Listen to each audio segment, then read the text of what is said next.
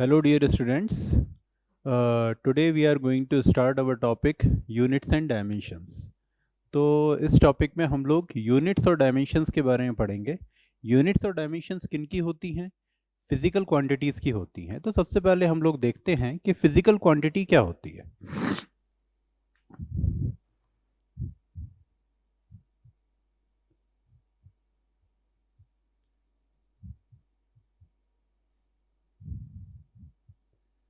Physical quantity. तो physical quantity की definition मैं डिक्टेट कर देता हूं, आप लोग नोट कर लीजिए. Any quantity which can be any quantity which can be measured and is used to express physical phenomena are called as physical quantity.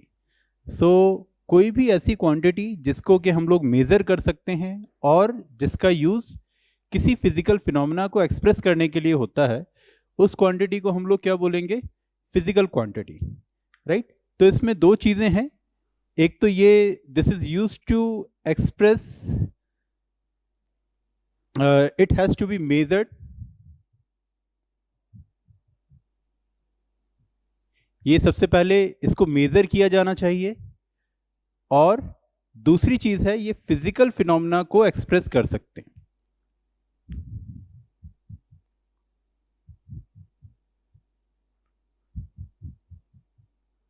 Physical phenomena को एक्सप्रेस कर सके. फॉर एग्जाम्पल, जैसे अगर हम लोगों को कभी भी हैवीनेस मेजर करना होती है, तो हैवीनेस को हम लोग किस तरीके से मेजर करते हैं? हैवीनेस को हम लोग कंपेयर करके मेजर करते हैं हमेशा. तो अगर आप लोग कहीं पे जाते हैं, अगर आप लोग सब्जी लेने जाते हैं और बोलते हैं कि आपको 5 किलो आलू चाहिए या 5 केजी टोमेटो चाहिए, तो इसमें क्या चीजें हो गई? वो एक तो 5 केजी मेजर कर पाएगा, 5 केजी को मेजर कर पाएगा. और हैवीनेस होती है, हैवीनेस एक फिजिकल फिनोमेना हो गया जिसको मेजर करने के लिए हमारे पास जो क्वांटिटी होती है फिजिकल क्वांटिटी होती है, ठीक है. और हैवीनेस को मेजर करने की जो क्वांटिटी है वो क्या हो गई? मास.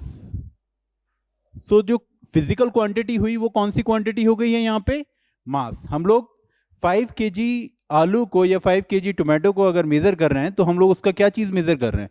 हम लोग उसका मास मेजर कर रहे हैं, ठीक है.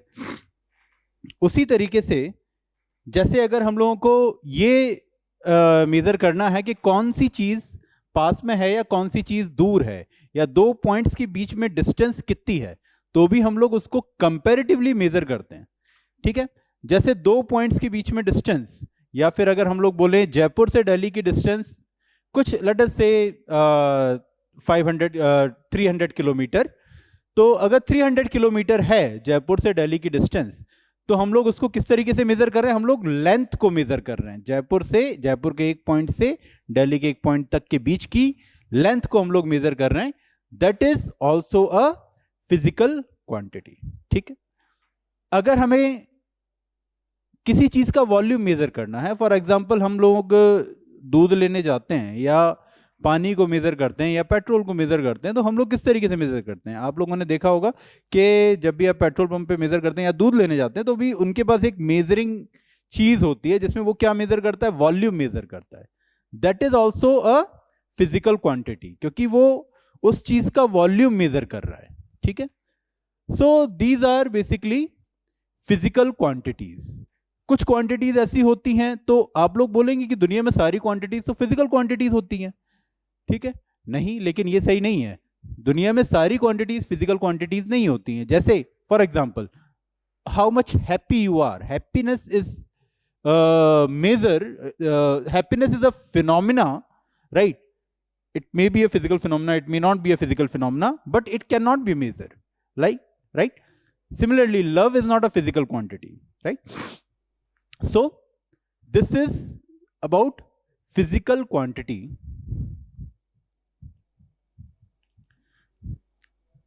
And all the physical quantities are measured as Q is equals to N into U, right. Q is equals to N into U. अब Q क्या हो गया? Q हो जाएगा amount of physical quantity,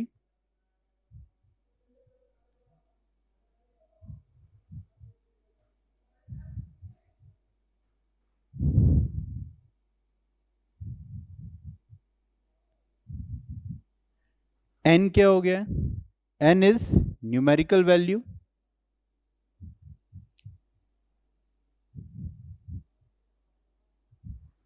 and u क्या हो गया है, यूनिट,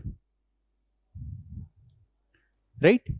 तो हम किसी भी फिजिकल क्वांटिटी को q is equals to n into U, दो चीजों के प्रोडक्ट से हम लोग एक्सप्रेस करते हैं, जिसमें एक होता है n और एक होता है u, ठीक है।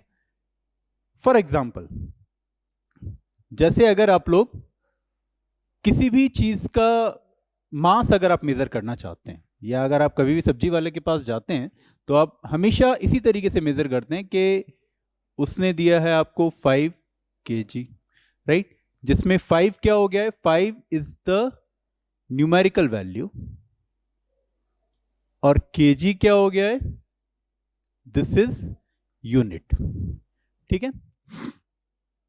ये बेसिकली एक तरीके से हम लोग ऐसे बोल सकते हैं कि ये 5 इंटू 1 kg है, right, 5 into 1 kg, 1 kg is the unit and 5 is the numerical value. तो कोई भी फिजिकल क्वांटिटी हुई, किसी भी फिजिकल क्वांटिटी को हम लोग दो चीजों के प्रोडक्ट की तरह देख सकते हैं, एक होता है न्यूमेरिकल वैल्यू, एक होता है उसकी यूनिट, राइट, ठीक है। तो जिस तरीके से हम लोगों ने मास को देखा, ये 5 इंटू 1 kg, उसी तरीके से लेंथ को हम लोग बोल सकते हैं कि लेंथ अगर होगी तो हम लोग बोल सकते हैं कि it is equal to 10 metre. तो 10 मीटर भी क्या हो गया, 10 into 1 metre, right, 10 times of 1 metre. तो इस तरीके से हम लोग सारी फिजिकल क्वांटिटी को मेजर कर सकते हैं, राइट। नाउ एक बहुत ही इंपॉर्टेंट पॉइंट है फिजिकल क्वांटिटीज में, इस फॉर्मूले में, वो सबसे इंपॉर्टेंट पॉइंट ये है कि on changing unit,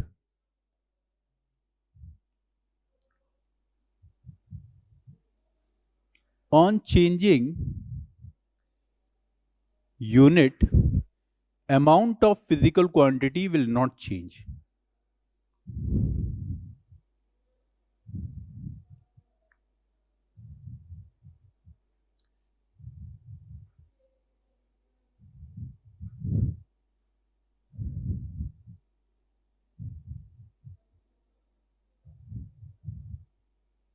On changing unit, the amount of physical quantity will not change. For example, जैसे हम लोगों ने वेट का एग्जाम्पल लिया था कि हमारे पास अगर कोई मास है, वो कितना है, 5 kg के बराबर है, ठीक है, 5 किलोग्राम।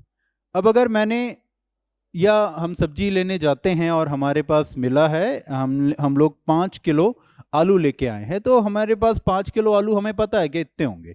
लेकिन अगर मैं उसकी यूनिट को चेंज करूं, मतलब मैं बोल दूं कि मैं वो 5 किलो आलू हैं, मैं उनको केजी में नहीं मेजर करना चाहता हूं, मैं उनको ग्राम्स में मेजर करना चाहता हूं, तो मैं क्या बोलूंगा, मैं बोल दूंगा ये 5 केजी नहीं है, ये 5000 ग्राम्स हैं, राइट, 5000 ग्राम्स हैं। क्यों? क्योंकि 1 किलो में 1000 ग्राम होता है, ठीक है।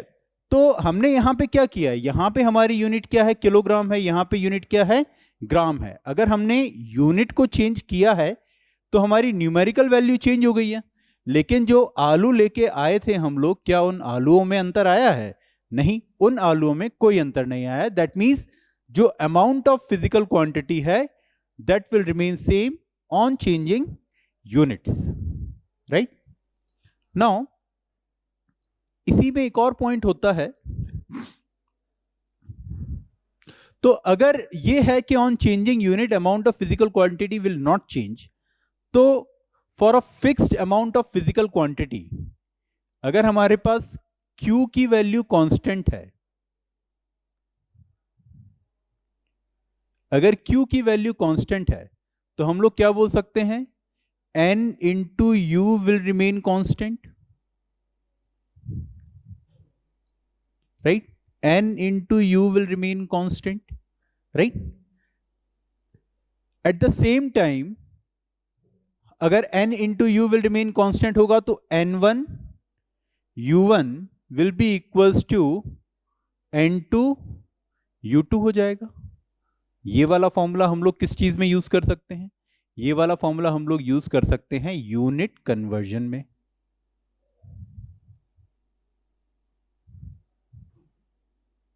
यूनिट कन्वर्जन में हम लोग ये वाला फॉर्मूला यूज कर सकते हैं। तो यहां पे हम लोगों को बहुत ही अच्छे से देखने को मिला कि अगर अमाउंट ऑफ फिजिकल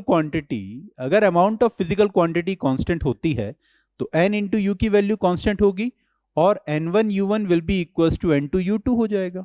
ठीक है, इसके बाद this is the first point. इसके बाद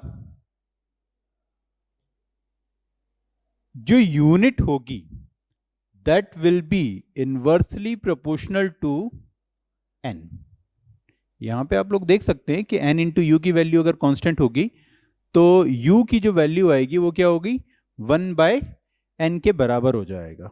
इसका मतलब क्या हुआ कि अगर हम लोग n की वैल्यू बढ़ाएंगे या फिर अगर हम लोग u की वैल्यू बढ़ाएंगे तो n की वैल्यू क्या होगी, डिक्रीज होगी, और अगर हम लोग u की वैल्यू डिक्रीज करेंगे तो n की वैल्यू बढ़ जाएगी। ठीक है, इसका मतलब यह है कि अगर हम लोग यूनिट्स बड़ी यूनिट्स अगर हम लोग यूज करने लग जाएंगे तो उसमें जो न्यूमेरिकल वैल्यू होगी वो छोटी छोटी होती जाएगी, और अगर हम लोग यूनिट्स छोटी छोटी यूज करने लग जाएंगे तो न्यूमेरिकल वैल्यू जो होगी वो बड़ी बड़ी होने लग जाएगी। यहीं से हम लोग इसी एग्जांपल से हम लोग देख सकते हैं। जैसे किलोग्राम जो है, किलोग्राम क्या है, एक बड़ी यूनिट है, और ग्राम जो है वो छोटी यूनिट है। तो जब हमने यूनिट को बढ़ाया तो न्यूमेरिकल वैल्यू क्या हो गई, 5 हो गई। मतलब 5 kg एक मास था, तो उसमें अगर हम लोगों ने बड़ी यूनिट यूज करी है तो न्यूमेरिकल वैल्यू क्या हो गई है, छोटी हो गई है। लेकिन अगर हमने यूनिट छोटी यूज करी है तो न्यूमेरिकल वैल्यू क्या हो गई है, बहुत बड़ी हो गई है। ठीक है, तो इससे हम लोग कह सकते हैं कि u is inversely proportional to n, और we can say that n is inversely proportional to u। एक ही चीज है। ठीक है, अगर आपको n वर्सेस u का ग्राफ भी बनाना पड़े तो वो भी हम लोग बहुत ही कन्वीनियंटली बना सकते हैं। तो आप लोग बताइए एक बार कि अगर for a given amount of physical quantity अगर मुझे n वर्सेस u का ग्राफ बनाना पड़ेगा तो वो ग्राफ कैसा होगा?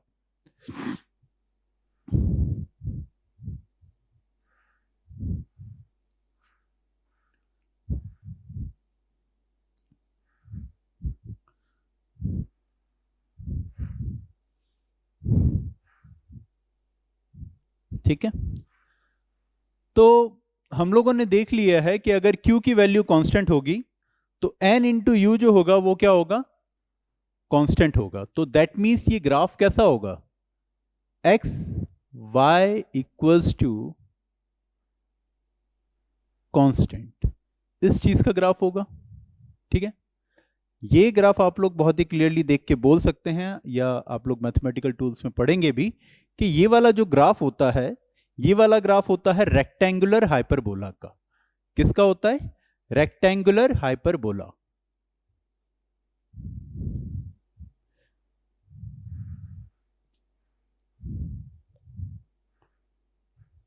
ठीक है, तो यहां पे हम लोगों ने n रख दिया और यहां पे हमारे पास u आ गया है। तो ये वाला जो ग्राफ आएगा वो कैसा आएगा, इस तरीके से आएगा। ठीक है, अगर मैं मास की बात करूं, अगर मान लो कि मैं जो फिजिकल क्वांटिटी है मैं उसमें मास ले रहा हूं, तो अब देखिए अगर मैंने यूनिट छोटी ली है तो न्यूमेरिकल वैल्यू मुझे बड़ी यूज करनी पड़ेगी, और अगर यूनिट मैंने बड़ी कर दी तो न्यूमेरिकल वैल्यू क्या हो जाएगी, छोटी हो जाएगी।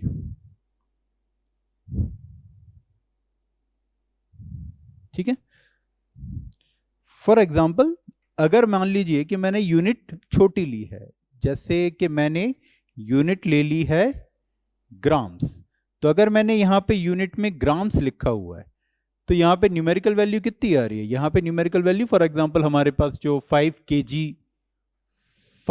kg का जो एग्जांपल था वो हम यहां पे ले रहे हैं, तो यहां पे जो न्यूमेरिकल वैल्यू होगी वो कितनी आ जाएगी, यहाँ की जो न्यूमेरिकल वैल्यू हो जाएगी वो कितनी आ जाएगी 5000, और अगर मैंने यूनिट कितनी ली है किलोग्राम, तो यहाँ पे जो न्यूमेरिकल वैल्यू आएगी वो कितनी आ जाएगी 5, राइट।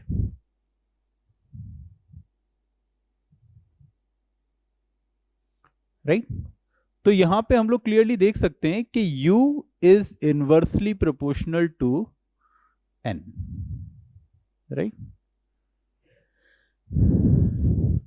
ठीक है, तो ये हमारा यूनिट्स के बारे में बातें हो गई हैं। ठीक है, अब हम लोग आगे बढ़ते हैं।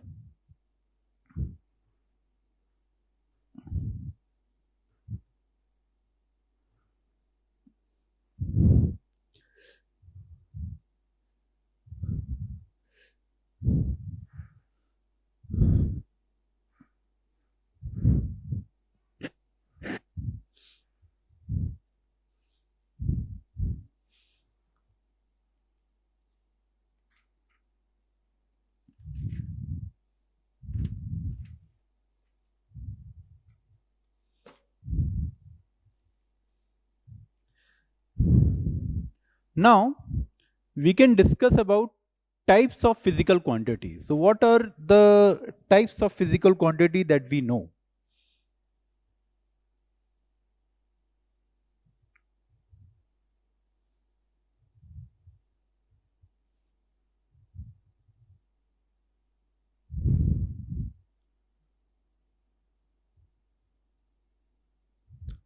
Types of physical quantity, right?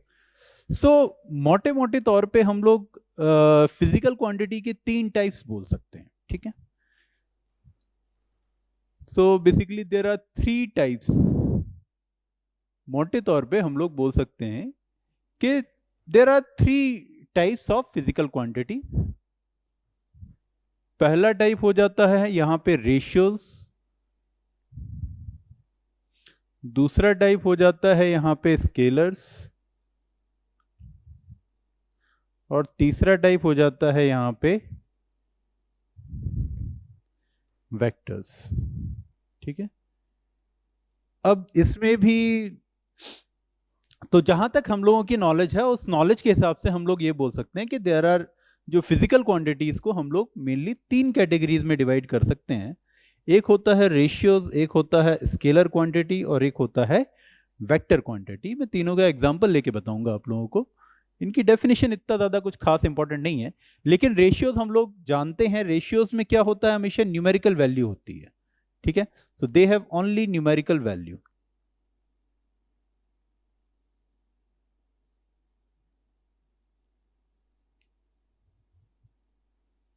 Only numerical value. For example, जैसे कि हम लोग कुछ कई सारे एग्जाम्पल लेके बता सकते हैं। ठीक है, एक फिजिकल क्वांटिटी आप लोगों ने 10th क्लास में या 9th क्लास में पढ़ी होगी, relative density, right.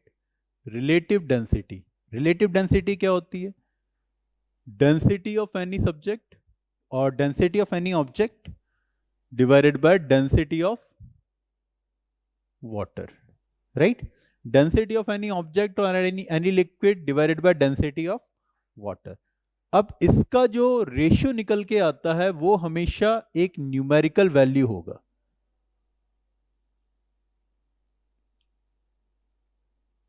Numerical value होगा, क्यों? क्योंकि अगर हम किसी ऑब्जेक्ट की डेंसिटी को मेजर करेंगे तो वो भी किलोग्राम पर मीटर क्यूब में होगी, वाटर की डेंसिटी भी किलोग्राम पर मीटर क्यूब में होगी। तो दोनों की जो डेंसिटी होगी वो जो यूनिट्स होगी वो कैंसिल आउट हो जाएगी। तो यहाँ पे हम लोगों को मिलेगा सिर्फ एक न्यूमेरिकल वैल्यू। फॉर एग्जांपल, अगर मान लीजिए कि किसी की रिलेटिव डेंसिटी 2 है, तो अगर किसी की रिलेटिव डेंसिटी 2 है तो इसका मतलब क्या हुआ कि उसकी डेंसिटी जो है वो ट्वाइस, या जो वो लिक्विड है वो ट्वाइस हैवियर देन वाटर है। ठीक है, बट स्टिल रिलेटिव डेंसिटी ये भी एक फिजिकल क्वांटिटी है, लेकिन ये भी क्या है, सिर्फ एक न्यूमेरिकल वैल्यू है। ठीक है, सिमिलरली आप लोगों ने 10th क्लास में ये भी पढ़ा होगा, ऑप्टिक्स में हम लोगों के पास एक टर्म होती है जिसको हम लोग बोलते हैं रिफ्रैक्टिव इंडेक्स। रिफ्रैक्टिव इंडेक्स जिसको हम लोग कई बार एन से डिनोट करते हैं, कभी कभी म्यू से डिनोट कर देते हैं। तो reflective index, refractive index, refractive index क्या होता है? C/V, right. अब c is velocity of light in vacuum is to velocity of light in medium, velocity of light in vacuum is to velocity of light in medium। Basically ये भी क्या चीज है, दो वेलोसिटीज का रेशियो है, तो रिफ्रैक्टिव इंडेक्स भी एक न्यूमेरिकल वैल्यू ही होता है। ठीक है, तो ये तो पहली तरीके की क्वांटिटी हो गई जिसमें क्या होता है कि सिर्फ न्यूमेरिकल वैल्यूज ही आती हैं। ठीक है, अब सेकेंड टाइप ऑफ क्वांटिटी जो होती है वो होती है स्केलर्स।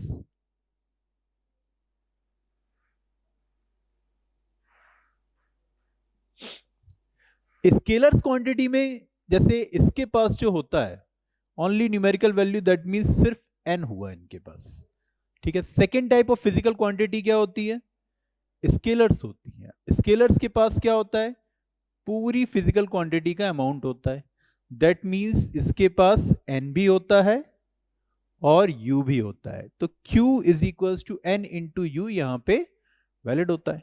ठीक है, फॉर एग्जाम्पल जैसे अगर हम लोगों ने मास का यूज किया तो मास एक स्केलर क्वांटिटी हो गई, तो मास को आप लोग किस तरीके से मेजर करते हो, 5 kg, 2 kg, 3 kg and so on. ठीक है, सिमिलरली लेंथ हो गया, लेंथ एल को भी आप लोग किस तरीके से मेजर करते हो, 2 metre, 3 metre and so on, right. तो इसमें हम लोग क्या कर रहे हैं, हम लोगों ने मास में एक न्यूमेरिकल वैल्यू यूज कर ली, उसके साथ में हम लोगों ने उसकी यूनिट यूज कर ली, तो हम लोग पूरा का पूरा उस स्केलर क्वांटिटी को एक्सप्रेस कर पा रहे हैं। जैसे यहां पे हम लोगों को अगर 5 kg एक्सप्रेस करना है तो हमने क्या किया, सिर्फ 5 यूज कर लिया और kg यूज कर लिया, तो न्यूमेरिकल वैल्यू और यूनिट से हम पूरी स्केलर क्वांटिटी को एक्सप्रेस कर सकते हैं। ठीक है, लेकिन there is a third type of physical quantity जिसको हम लोग बोलते हैं वेक्टर्स। आप लोग वेक्टर्स डिटेल में पढ़ेंगे, ठीक है, मैं बस यहां पे इसको मेंशन कर रहा हूं। तो वेक्टर्स, अब वेक्टर क्वांटिटी में क्या होता है, न्यूमेरिकल वैल्यू भी होती है, यूनिट भी होती है, प्लस डायरेक्शन भी होता है। ठीक है, तो वेक्टर्स में क्या क्या चीजें होती हैं, न्यूमेरिकल वैल्यू इनटू यूनिट तो रह गई, मतलब अमाउंट ऑफ फिजिकल क्वांटिटी तो रह गई, लेकिन उसके साथ में उस अमाउंट ऑफ फिजिकल क्वांटिटी की कोई ना कोई डायरेक्शन भी होगी। फॉर एग्जाम्पल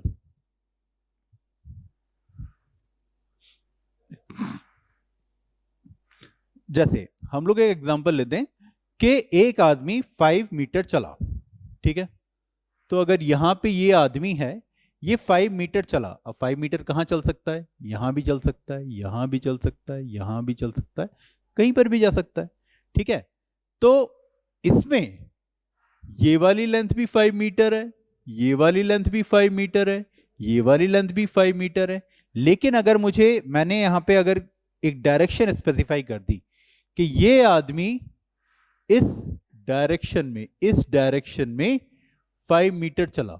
ठीक है, तो इसका मतलब क्या हुआ, मैंने यहां पे एक डिफरेंट टाइप की फिजिकल क्वांटिटी को यूज किया है जो कि वेक्टर क्वांटिटी है, जिसमें वो कितना चला है वो तो यूज कर ही रहा है, उसके साथ में ये भी चीज यूज कर रहा है कि किस डायरेक्शन में ये फिजिकल क्वांटिटी है।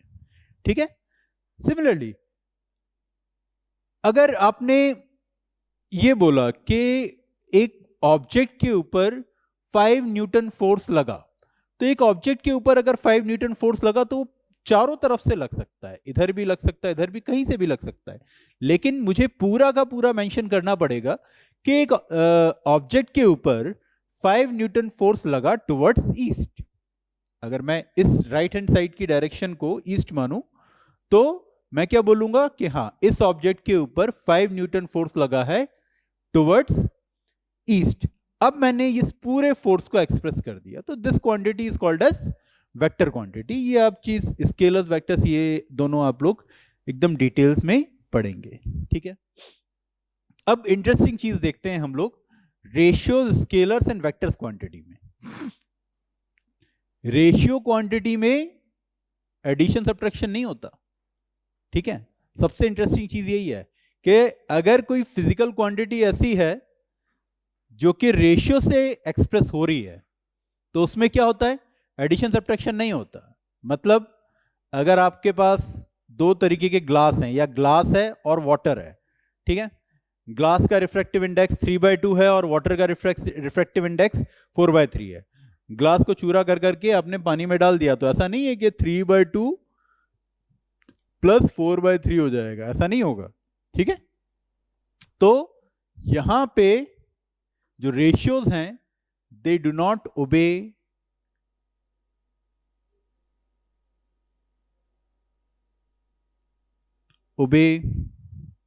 अलजेब्रा और मैथमेटिकल अलजेब्रा।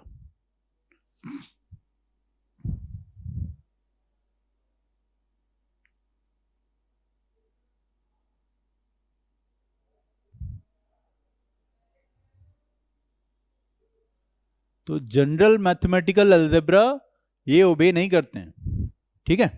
तो रेशियोज जो हैं, ratios do not obey general mathematical algebra, but scalars, अब स्केलर्स के बारे में इंपॉर्टेंट पॉइंट क्या है, स्केलर्स जो होते हैं दे फॉलो, यहीं पे ही लिख देता हूं छोटे में, follow algebra, they follow algebra. General mathematical जो अलजेब्रा होता है, 2 + 2 4, 2 + 3 5, ये सिर्फ स्केलर्स ही फॉलो करते हैं। रेशियो क्वांटिटीज जो होती हैं, रेशियो फिजिकल क्वांटिटीज होती हैं, वो फॉलो नहीं करती हैं, ठीक है। फॉर एग्जाम्पल, जैसे अगर आप 2 किलो आलू लेके आए, कोई आपका भाई और गया, वो 3 किलो और लेके आ गया, तो 2 किलो आलू प्लस 3 किलो आलू कितने हो गए टोटल, 5 kg ऑफ पोटैटोज, ठीक है। So they follow algebra. Now the third quantities are vector quantities. अब ये लोग जो वेक्टर क्वांटिटीज होती हैं, वो general algebra, general mathematical algebra follow नहीं करती हैं। तो वेक्टर क्वांटिटी कौन सा अलजेब्रा फॉलो करती हैं, दे फॉलो वेक्टर अलजेब्रा।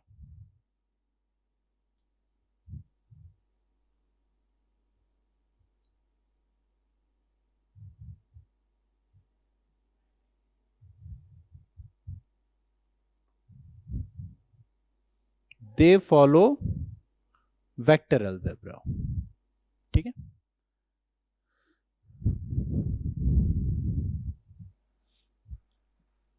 ठीक है, अब ये वेक्टर अलजेब्रा एग्जैक्टली क्या होता है, ये आप डिटेल्स में वेक्टर में पढ़ेंगे, लेकिन इसको मैं एक बार बता देता हूं।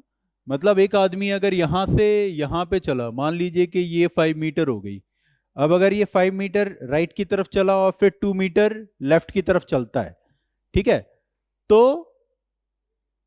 ये 2 मीटर हो गया, तो टोटल डिस्प्लेसमेंट कितना हुआ, 5 - 2 हुआ, ना कि 5 + 2 हुआ, ठीक है।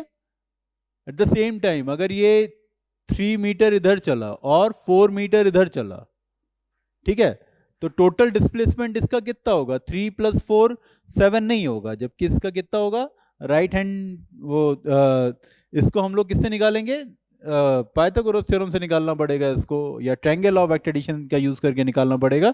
तो 3 + 4 दिस वेक्टर से अगर हम लोग निकालेंगे तो ये कितना होगा, 5 मीटर होगा, ठीक है। तो that means they are not following exactly scalar algebra, they are following vector algebra, and vector algebra you will study in detail in vectors.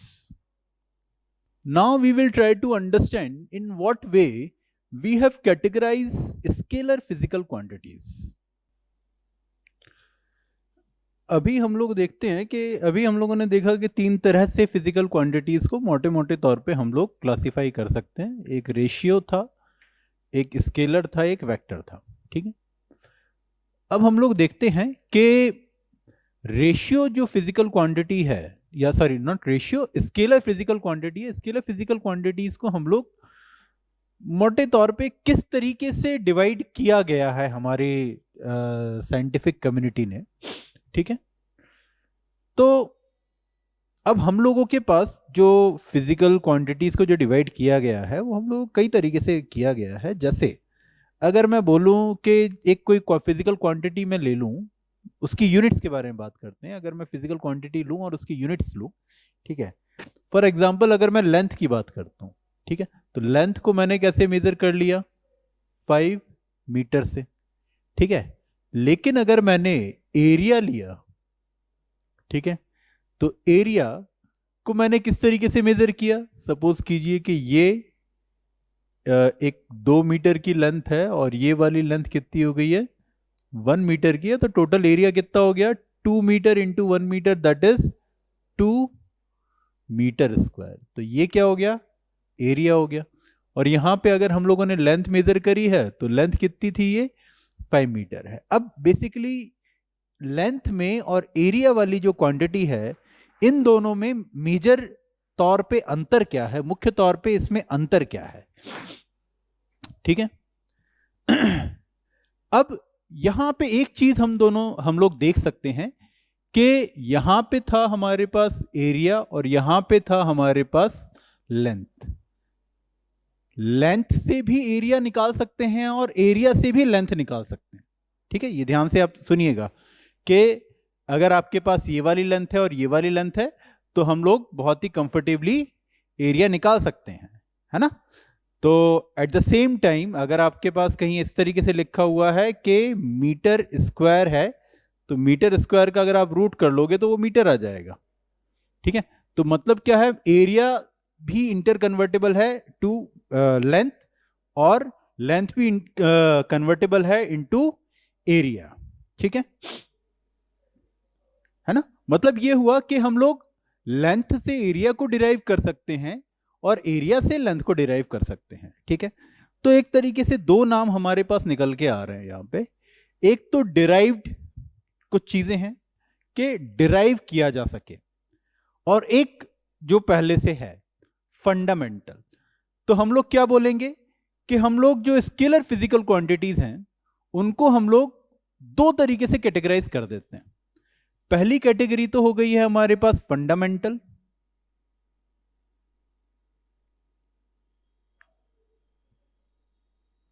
Fundamental, और दूसरी कैटेगरी हो गई है डिराइव्ड, ठीक है। तो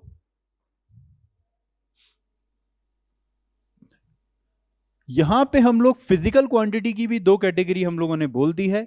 एक हो गया है फंडामेंटल फिजिकल क्वांटिटी और दूसरी क्वांटिटी क्या हो गई है, डिराइव्ड फिजिकल क्वांटिटी। तो पहली फिजिकल क्वांटिटी कैसी हो गई, फंडामेंटल फिजिकल क्वांटिटी, दूसरी हो गई है डिराइव्ड फिजिकल क्वांटिटी। अब फंडामेंटल फिजिकल क्वांटिटी में जैसे मैंने यहां पे लेंथ और एरिया का एग्जांपल दिया था कि लेंथ और एरिया में से मैं कौन सी फंडामेंटल में डालूं और कौन सी डिराइव में डालूं, ठीक है। कुछ भी डाल सकते हैं, लेंथ भी फंडामेंटल में आ सकती थी, एरिया भी फंडामेंटल में आ सकता था। लेकिन हम लोगों को यूनिवर्सली मतलब पूरी दुनिया में ऐसा ना हो कि इंडिया में फंडामेंटल क्वांटिटी लेंथ चल रही है और अमेरिका वाले बोले नहीं हमको तो एरिया चाहिए फंडामेंटल क्वांटिटी, ऐसा नहीं। तो सभी सभी जगह के साइंटिस्टों ने मिलके कुछ 7 फंडामेंटल फिजिकल क्वांटिटीज को सेट किया है, ठीक है। So there are 7 fundamental quantities.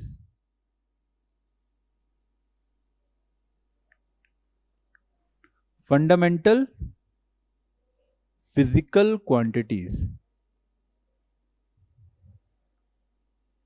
और डिराइव्ड कितनी हैं, ऑलमोस्ट इंफिनिटी। रात दिन नई नई क्वांटिटीज निकल के आ जाती हैं, ठीक है। तो डिराइव्ड बहुत सारी फिजिकल क्वांटिटीज होती हैं, लेकिन फंडामेंटल क्वांटिटीज कितनी हैं, there are only 7 fundamental quantities, ठीक है। अब फंडामेंटल फिजिकल क्वांटिटीज को जो इंटरनेशनल कम्युनिटी ने जो सिलेक्ट किया है उसका बेसिस क्या है, उसका बेसिस ये है, एक तो ये इजीली हम लोगों को अंडरस्टैंडेबल है, ठीक है। लेकिन जो बुक्स में लिखा है they are arbitrarily chosen fundamental quantities.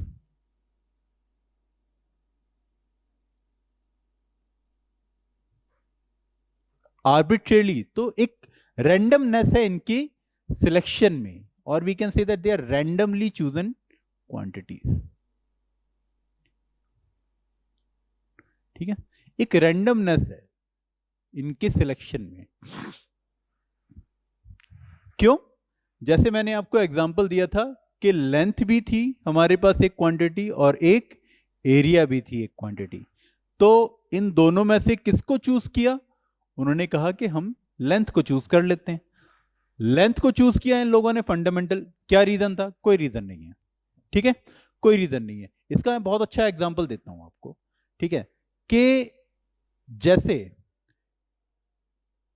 एक करंट है एक क्वांटिटी, करंट को हम लोग आई से डिनोट कर देते हैं, और एक चार्ज है क्वांटिटी, ठीक है, एक करंट होती है क्वांटिटी और एक चार्ज होती है क्वांटिटी। तो करंट और चार्ज में से कौन सी फंडामेंटल क्वांटिटी है और कौन सी डिराइव्ड क्वांटिटी है? क्या चार्ज फंडामेंटल क्वांटिटी है? नहीं, चार्ज फंडामेंटल क्वांटिटी नहीं है। Current is fundamental quantity.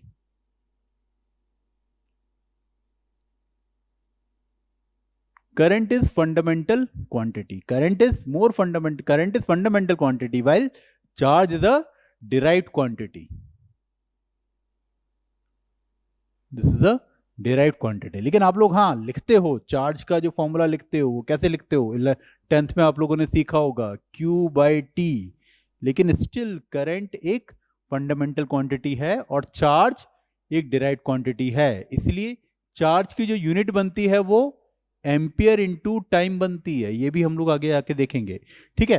So current एक फंडामेंटल क्वांटिटी है, चार्ज एक डिराइव्ड क्वांटिटी है। तो रीजन क्या है इन 7 फंडामेंटल क्वांटिटीज को सिलेक्ट करने का? They are randomly selected, right, they are randomly selected. इनका कोई बेसिस नहीं है, दे आर मतलब हाँ ठीक है एक्सपीरियंस के बेसिस पे सिलेक्ट की होंगी, लेकिन इंटरनेशनल कम्युनिटीज ने जो इनको सिलेक्ट करने का बेसिस लिखा है वो यही लिखा है, they are randomly selected fundamental quantities. अब वो 7 फंडामेंटल क्वांटिटीज कौन सी हैं मैं आपको बता देता हूं। एक तो लेंथ है, मास है, टाइम है, ठीक है, मैं यूनिट्स नहीं लिख रहा हूं यहां पे सबकी, मैं अभी सिर्फ नाम बता रहा हूं आपको। Length, mass, time, temperature, current, कितनी हो गई? 5। मोल, अमाउंट, अमाउंट, अमाउंट, अमाउंट को मेजर किया जाता है मोल में, ठीक है। उसके अलावा ल्यूमिनस इंटेंसिटी,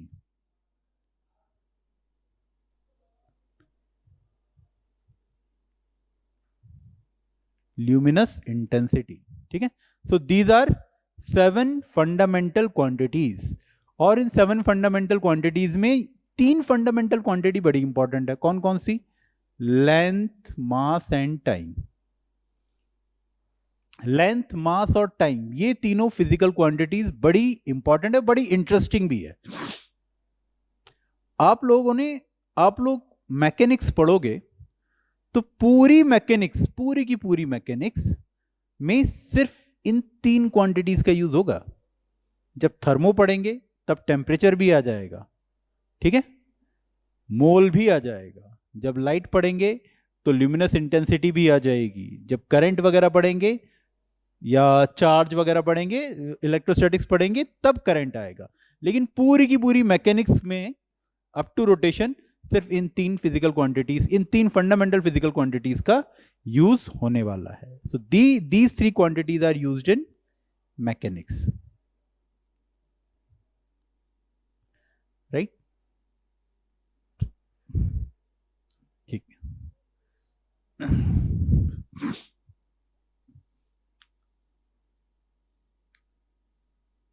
अब अभी भी कुछ क्वांटिटीज ऐसी बची हैं जो कि फंडामेंटल नेचर की हैं, लेकिन वो हमारी फिजिकल क्वांटिटी की डेफिनेशन को फुलफिल नहीं कर पाती हैं, ठीक है। तो उस तरीके की क्वांटिटीज को हम लोगों ने बोला है सप्लीमेंट्री क्वांटिटीज।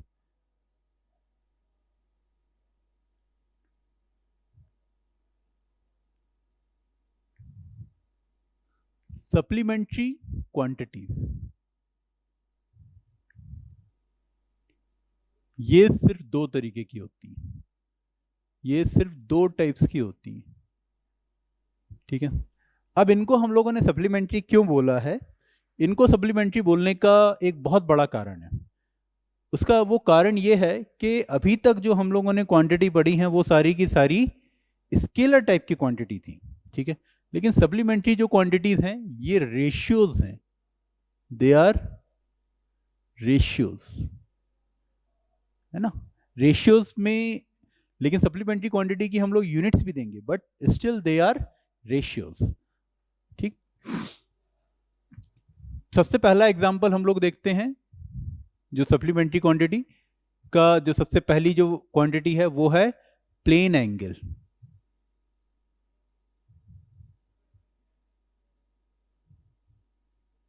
इसको हम लोग थीटा से एक्सप्रेस करते हैं, ठीक है। इसकी जो यूनिट होती है, ये इसको मेजर किस में किया जाता है? इसकी जो एसआई यूनिट होती है वो it is measured in radiance, it is measured in radiance, ठीक है। और RAD ऐसे हम लोग इसको लिख सकते हैं, ठीक। तो प्लेन एंगल को मेजर काय में किया जाता है? रेडियंस में। अभी हम लोग देखते हैं कि ये plane angle basically supplementary quantity क्यों है। हम लोग क्यों नहीं बोल सकते थे कि ये 20 रेडियन है, या रेडियन और इसकी जो कन्वेंशनल यूनिट होती है वो डिग्रीज होती है, तो हम लोग ये भी तो बोलते हैं ना कि ये 20 डिग्री है, 30 डिग्री है, ठीक है। तो 20 डिग्री 30 डिग्री ये फंडामेंटल क्वांटिटी क्यों नहीं हुई, इसको हम लोग देखते हैं। तो जो एंगल मेजर करना होता है, ठीक है, कि ये वाला जो एंगल होता है ना, ये थीटा, ठीक है। ये जो एंगल होता है ये लेंथ ऑफ आर्क और रेडियस इसका रेशियो होता है, ठीक है। सो थीटा इन रेडियन अगर हम लोगों को लिखना होगा, ये याद रखना कि ये जो मैं डेफिनेशन दे रहा हूं ये रेडियन में डेफिनेशन है इसकी। तो थीटा इन रेडियन अगर मुझे बोलना होगा तो मैं क्या बोलूंगा? This is equals to length of arc divided by radius. This is S divided by R, or we can say that length of arc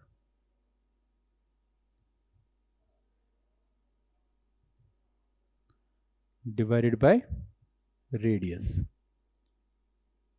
ठीक है। अब लेंथ ऑफ आर्क भी सेंटीमीटर या मीटर में मेजर होती है और रेडियस भी सेंटीमीटर या मीटर में मेजर होता है। तो अगर मैं दोनों चीजों का अगर मैं यूनिट लिख देता, मान लो कि इधर भी सेंटीमीटर आ जाता है, इधर भी सेंटीमीटर आ जाता है, तो ये सेंटीमीटर सेंटीमीटर कैंसिल हो जाता। मतलब इसको एक्चुअल में क्या होना चाहिए?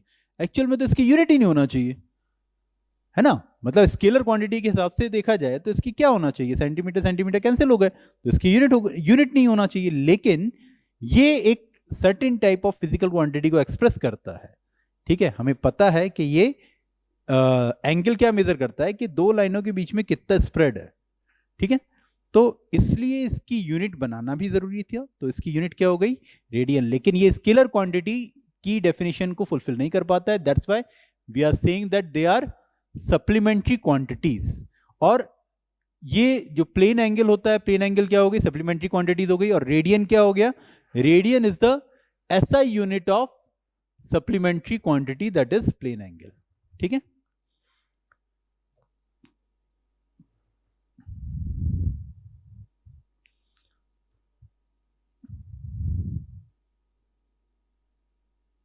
इसी तरीके से दूसरी एक फिजिकल क्वांटिटी होती है, that is called as solid angle.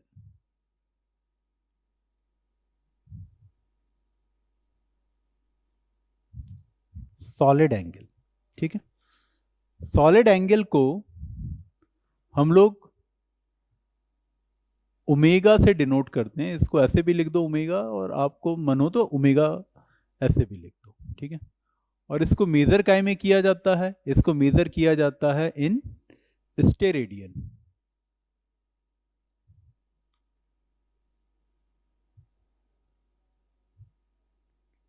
Steradian, ठीक है। और सिंपली SR। तो इस तरीके से हम लोग इसको सॉलिड एंगल को मेजर करते हैं। अब बेसिकली सॉलिड एंगल होता क्या है, तो जिस तरीके से हम लोगों ने देखा था कि एक प्लेन एंगल क्या होता है, दो लाइनों के बीच में कितना स्प्रेड है उस चीज को एक्सप्रेस कर रहा है। और सॉलिड एंगल क्या होगा, सॉलिड एंगल कुछ एरिया एक पॉइंट से कितना स्प्रेड है, ठीक है। फॉर एग्जांपल जैसे ये है,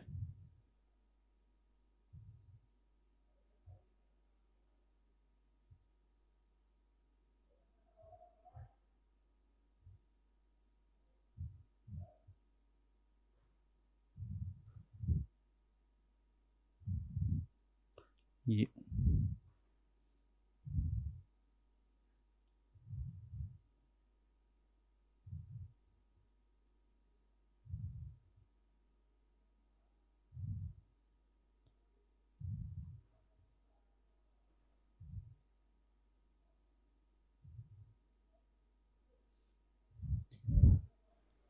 आप लोगों को काफी हद तक समझ में आ रहा होगा, ठीक है। तो ये एक एरिया है, ये इस वाले पॉइंट से कितना स्प्रेड हो रहा है, ठीक है। तो ये वाला जो एंगल बनेगा ना, ये वाला जो एंगल,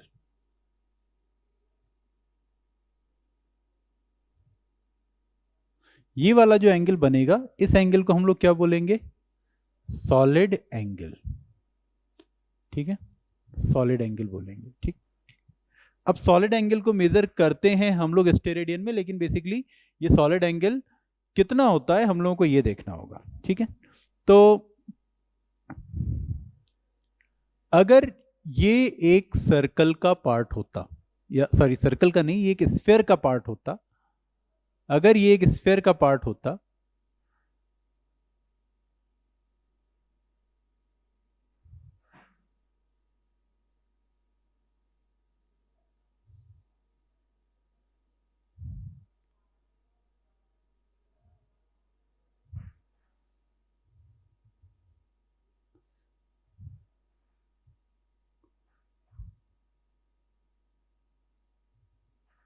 अगर ये एक स्फीयर का पार्ट होता, तो ये वाला जो स्फीयर का सरफेस का जो एरिया है वो एरिया, और ये वाला जो रेडियस है स्फीयर की वो रेडियस, ठीक है। तो सॉलिड एंगल को मेजर करने के लिए, सॉलिड एंगल इन स्टेरेडियन, किस तरीके से हम लोग मेजर करेंगे, solid angle in steradian will be equal to area, ये जो सरफेस एरिया है एरिया, दैट डिवाइडेड बाय जो रेडियस है उस रेडियस का स्क्वायर। ध्यान से सुनना, ये वाला जो एरिया है ये एरिया लिया है हमने, और ये वाली जो रेडियस है इस रेडियस का स्क्वायर किया है, ठीक है। इस तरीके से हम लोग सॉलिड एंगल को मेजर कर सकते हैं, ठीक। जैसे इसके लिए मैं आपको एक एग्जांपल भी बता देता हूं कि नई क्वांटिटी है तो हम लोगों को थोड़ा सा ज्यादा ध्यान से समझ लेना चाहिए कि अगर पूरा स्फीयर होता है, अगर पूरा स्फीयर होता है तो पूरा स्फीयर का एंगल कितना होगा, टोटल एरिया कितना होगा इसका, 4 pi R square divided by radius का स्क्वायर इज आर स्क्वायर, तो आर स्क्वायर कैंसिल, कितना अच्छा 4 पाई, ठीक है। तो पूरे स्फीयर का जो सॉलिड एंगल होता है वो कितना होता है 4 pi, this is for whole sphere,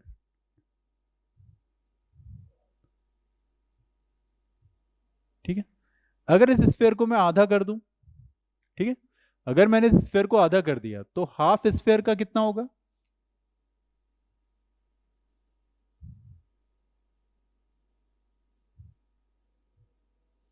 half sphere का जो सॉलिड एंगल वो होगा वो कितना होगा, एरिया भी आधा हो जाएगा, 2 pi R square divided by R square cancel, this value will be 2 pi steradian, right. अब ये मत कहना कि सर हमको बेस भी काउंट करना है, मतलब मैं अभी हॉलो स्फीयर की बात कर रहा हूँ, सॉलिड स्फीयर की बात नहीं कर रहा हूँ, मतलब ये बेस का एरिया हमें नहीं यूज करना है इसमें, ठीक है। तो हाफ स्फीयर का जो एरिया होगा वो कितना होगा, 2 pi R square divided by R square that is 2 pi. ठीक है, तो इस तरीके से हम लोग सॉलिड एंगल का एरिया हम लोग निकाल सकते हैं। एक फॉर्मूला और होता है सॉलिड एंगल और प्लेन एंगल के बीच में, एक फॉर्मूला और होता है जो कि आप लोगों को यूज कभी कभी आ सकता है। वो फॉर्मूला भी हम लोग देख लेते हैं।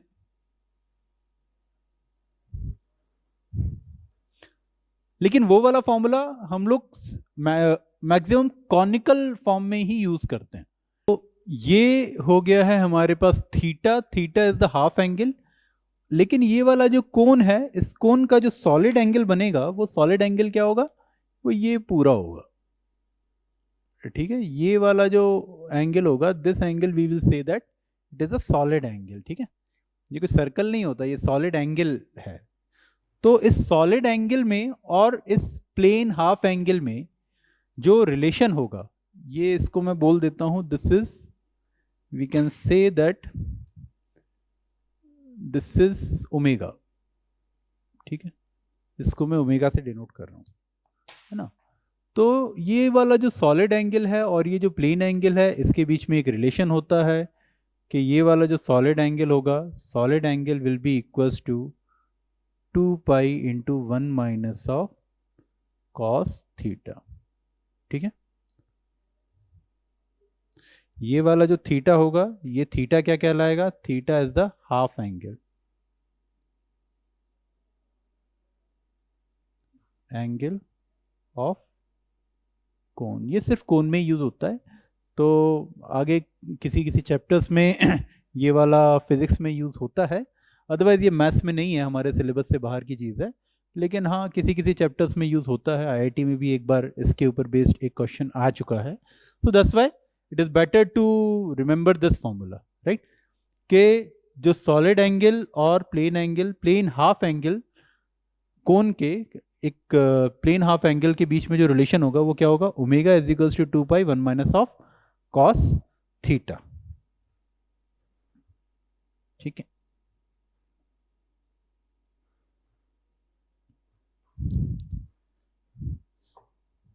बस हो गया।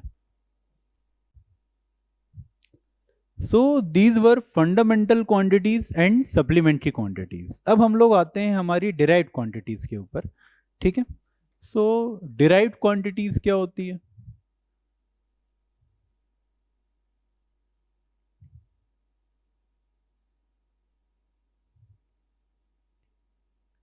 Derived quantities, these are the quantities, आप चाहें तो डेफिनेशन लिख सकते हैं, the derived, these are the quantities which can be derived or which are derived from fundamental physical quantities। so ये वाली जो क्वांटिटी होंगी वो कैसी होंगी, वो क्वांटिटी होंगी जो कि फंडामेंटल फिजिकल क्वांटिटीज से जिनको डिराइव किया जाता है, उन क्वांटिटीज को हम लोग बोलेंगे डिराइव्ड क्वांटिटीज। फॉर एग्जांपल, जैसे हम लोगों ने देखा था charge, charge is a very interesting derived quantities. Velocity, velocity is also a derived quantity. force is also a derived quantity, area is also a derived quantity। ठीक है, तो ये सारी जो क्वांटिटीज होती हैं वो क्या होती हैं, derived quantities होती हैं। जैसे velocity, ठीक है, velocity की अगर मैं बात करता हूं तो velocity को हम लोग कैसे मेजर करते हैं, velocity is equals to distance upon time या displacement upon time। ठीक है, तो बेसिकली मेजर करने का जो तरीका हुआ वो क्या हुआ, length divided by time in particular direction. ये हम लोग वेलोसिटी को मेजर करते हैं। तो वेलोसिटी में दो तरह की क्वांटिटीज आ रही हैं, एक तो हो गई है लेंथ और एक हो गया है टाइम। ठीक है, तो लेंथ की जो यूनिट होती है वो कोई भी यूनिट हो सकती है, मीटर हो सकती है, सेंटीमीटर हो सकती है, बहुत सारी यूनिट्स हम लोग यूज कर सकते हैं।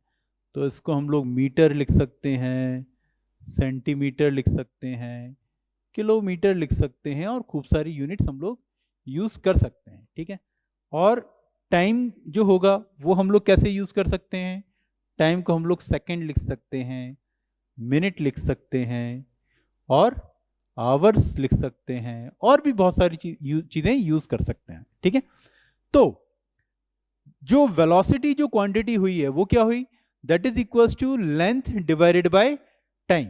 लेंथ की यूनिट ऊपर, टाइम की यूनिट नीचे, क्योंकि फॉर्मूले में भी लेंथ ऊपर है, टाइम नीचे है। तो वेलोसिटी की जो यूनिट बनेगी वो क्या होगी? मीटर पर सेकेंड, या फिर सेंटीमीटर पर सेकेंड, मतलब कुछ भी यूज कर सकते हैं, ठीक है, या फिर किलोमीटर पर आवर, ठीक है, या फिर किलोमीटर पर मिनट, मीटर पर मिनट, मीटर पर मिनट। तो बेसिकली ये क्या होगा, ये इसकी जो यूनिट होगी, वेलोसिटी की जो यूनिट होगी, वेलोसिटी की जो यूनिट होगी, ठीक है, वो क्या हो जाएगी? वो मीटर पर सेकंड, सेंटीमीटर पर सेकंड, किलोमीटर पर आवर, मीटर पर मिनट। इस तरीके से हम लोग डिराइव्ड क्वांटिटीज की यूनिट भी बना सकते हैं, ठीक है। सिमिलरली जैसे एक और एग्जांपल हम लोग लें कि area, area is also a derived quantity, लेकिन एरिया को हम लोग मेजर जो करते हैं वो कैसे मेजर करते हैं? वो एक लेंथ होती है इनटू ब्रेथ होता है। लेंथ की यूनिट क्या हो गई? मीटर। ब्रेथ की यूनिट क्या हो गई? वो भी मीटर। तो टोटल जो यूनिट होगी एरिया की वो क्या हो जाएगी? मीटर स्क्वायर, ठीक है। तो डिराइव्ड क्वांटिटीज की जो यूनिट्स बनती हैं वो हम लोग क्या किस तरीके से बनाते हैं?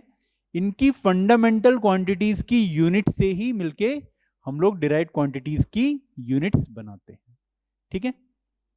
फॉर एग्जांपल वॉल्यूम,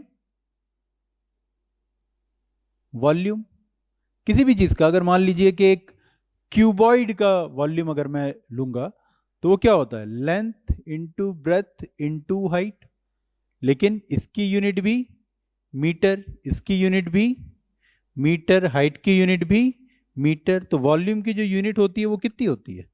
हम लोग को पता है वॉल्यूम हमेशा मीटर क्यूब में मेजर किया जाता है। So this is how we can derive a derived quantity, and this is how we can write the units of derived quantities, ठीक है।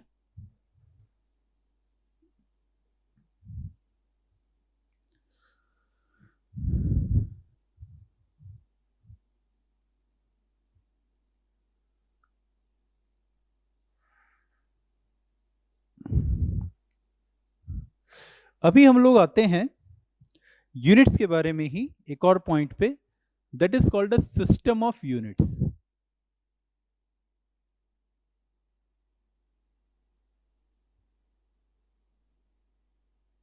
यूनिट्स, ठीक है। So what do you mean by system of units? So what is system of units? ध्यान से सुनिएगा। System of unit is the set of all the units of all the physical quantities, right, ठीक है। तो system of unit basically क्या है? System of unit एक set है। सेट मतलब मैथमेटिक्स में जो आप लोगों ने सेट पढ़ा हुआ है ना, वो वाला सेट है। किसका? दुनिया में जितनी भी फिजिकल क्वांटिटीज हैं उन सारी क्वांटिटीज की यूनिट्स का सेट है। इस सेट में क्या क्या चीजें हैं? जैसे अगर मैं इसको ऐसे बना दूं, इस सेट में क्या क्या चीजें हैं? बहुत सारी चीजें हैं। मतलब लेंथ की यूनिट भी होगी, लेंथ की यूनिट मीटर होगी, सेंटीमीटर भी होगी, फीट भी होगी, ठीक है। और मतलब हम कोई एक सिस्टम ऑफ यूनिट्स बना रहे हैं तो इसमें मान लीजिए कि मीटर हो गई या सेंटीमीटर हो गई, मास की भी यूनिट होगी, फॉर एग्जांपल किलोग्राम हो गई, ठीक है। टाइम की भी यूनिट हो गई, सेकेंड हो गई, ठीक है। डेंसिटी की भी यूनिट होना पड़ेगी, वो क्या होगा? किलोग्राम पर मीटर क्यूब। और भी यूनिट, वेलोसिटी की भी यूनिट होना पड़ेगी, मीटर पर सेकेंड। मतलब ये सारी यूनिट्स जितनी, मतलब दुनिया भर में जितनी भी फिजिकल क्वांटिटीज हैं उन सारी फिजिकल क्वांटिटीज का जो सेट हम लोगों ने बनाया है उस सेट को हम लोग क्या बोलते हैं? This set is called as system of units, ठीक है। I hope it's clear now कि सिस्टम ऑफ यूनिट क्या होता है? सारी फिजिकल क्वांटिटीज का एक सेट है, ठीक है। अब कुछ प्रचलित सेट्स हैं हमारी फिजिक्स की कम्युनिटी में। तो सबसे पहला जो सिस्टम ऑफ यूनिट्स बनाया था या पहला जो सेट है वो कौन सा है, CGS system of units, CGS. ठीक है, अब सीजीएस से क्या क्या चीजें समझ में आती हैं, सी से सेंटीमीटर, जी से ग्राम, एंड एस से सेकेंड। ठीक है, तो सेंटीमीटर काय की यूनिट हो गई लेंथ, ग्राम काय की यूनिट हो गई मास की, और एस काय की यूनिट हो गई सेकेंड। तो हम लोगों ने किन तीन चीजों की यूनिट ले ली, एक लेंथ, एक मास और टाइम। इन तीन चीजों की यूनिट्स अगर हम लोगों ने ले ली, सीजीएस सिस्टम अगर हम लोगों ने ले लिया, तो सीजीएस सिस्टम से हम लोग क्या क्या चीजें, कितने सेट्स हम लोग बना सकते हैं। तो देखिए, लेंथ की यूनिट तो हम लोगों ने बोली थी कि लेंथ की यूनिट होती है सेंटीमीटर। ठीक है, क्या हम लोग एरिया की भी यूनिट इस सीजीएस सिस्टम से बता सकते हैं? बिल्कुल बता सकते हैं। एरिया की यूनिट क्या सीजीएस सिस्टम में हो जाएगी, सेंटीमीटर स्क्वायर। ठीक है, क्योंकि एक लेंथ भी सेंटीमीटर से मेजर करी जा रही है, दूसरी लेंथ भी सेंटीमीटर से मेजर करी जा रही है, तो लेंथ सेंटीमीटर हो गई, एरिया सेंटीमीटर स्क्वायर से शो हो गया। डेंसिटी, डेंसिटी क्या हो गई, डेंसिटी में मास भी आता है और वॉल्यूम भी आता है, तो मास कैसे हो गया ग्राम, और वॉल्यूम कैसे हो गया सेंटीमीटर क्यूब से हो गया। ठीक है, तो इस तरीके से सारी फंडामेंटल, सारी क्वांटिटीज की यूनिट्स जिस सेट में होंगी वो क्या, वो कौन सा है, सीजीएस सिस्टम। ठीक है, अब सीजीएस सिस्टम में बड़ी एक प्रॉब्लम है।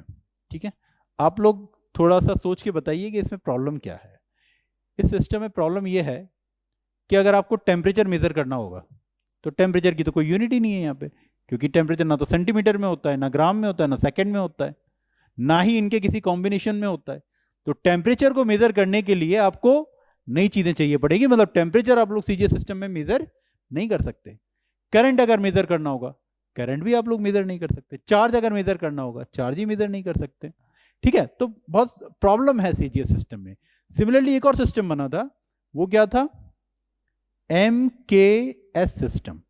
M for metre, K for kilogram, S for second. तो ये भी इसका भाई है, ये छोटा भाई, ये बड़ा भाई। MKS में भी इन तीनों चीजों को ही इंपॉर्टेंस दिया है, लेंथ, मास एंड टाइम को। ठीक है, और सीजीएस में भी लेंथ, मास और टाइम को इंपॉर्टेंस दिया है। और इसका सेट कैसा बनेगा, इसका सेट जैसे अगर लेंथ मेजर करना हुआ तो मीटर में कर दिया, एरिया मेजर करना हुआ तो मीटर स्क्वायर में कर दिया, डेंसिटी अगर मेजर करना हुई तो किस में होगी डेंसिटी मेजर, किलोग्राम पर मीटर क्यूब। और भी कई सारी जो फिजिकल क्वांटिटीज हैं वो भी हम लोग इस तरीके से मेजर कर सकते हैं in which system, MKS system of units. Now this is first system and this is second system. तो ये दो प्रचलित सिस्टम पहले चला करते थे। तो फिर हम लोगों को ये पता चला और भी सारी फिजिकल क्वांटिटीज मिलती गई, जैसे करंट मिला, टेम्परेचर मिला। तो ये जो क्वांटिटीज हैं, ये दोनों जो सिस्टम है, ये सिस्टम सिर्फ और सिर्फ मैकेनिक्स की क्वांटिटीज को ही एक्सप्रेस कर पा रहे हैं। ये दोनों सिस्टम मैकेनिक्स के बाहर किसी भी फिजिकल क्वांटिटी की यूनिट्स नहीं बता पा रहे। तो ये जो इसका ड्रॉबैक था, इस ड्रॉबैक को हटाने के लिए हम लोग नया सिस्टम लेके आए थे। वो सिस्टम होता है एसआई सिस्टम।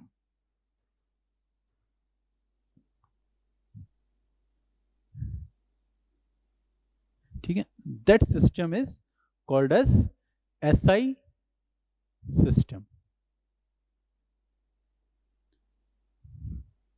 ठीक है, अब एसआई सिस्टम क्या है, इसमें length, mass, time, length, mass, time की यूनिट्स क्या है, लेंथ की हो गई है मीटर, मास की हो गई है किलोग्राम, टाइम की हो गई है सेकेंड। ठीक है, लेंथ, मास, टाइम की यूनिट्स तो है ही है, उसके अलावा और भी बहुत सारी यूनिट्स हैं, लेंथ, मास, टाइम। टेम्परेचर की यूनिट क्या हो गई, केल्विन। ठीक है, टेम्परेचर की यूनिट क्या हो गई है हमारे पास यहां पे, केल्विन। करंट की जो यूनिट हो गई है वो क्या हो गई है, एम्पियर। ठीक है, अमाउंट ऑफ सब्सटेंस की जो यूनिट हो गई है वो कितनी हो गई है, मोल। और ल्यूमिनस इंटेंसिटी की जो यूनिट हो गई है वो क्या हो गई है, कैंडेला।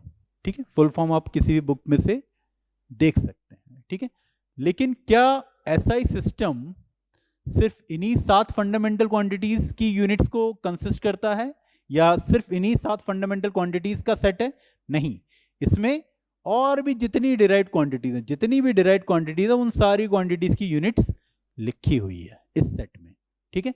तो मतलब क्या है, दुनिया में जितनी भी फिजिकल